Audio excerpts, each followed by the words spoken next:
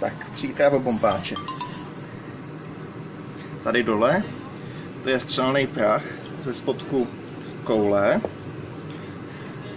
Tadyhle jsem vydlaval díru a takhle tím ptákem z cukrárna Panenka, které mi udělali, protáhnu zápalnou šňůru a Honzík to na narozeninách zapálí a odpálí.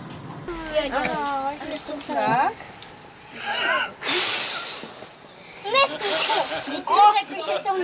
No takže Je to fakt bomba.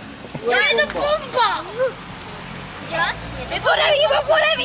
Bude výbuch! Rychle, na stranu! 1!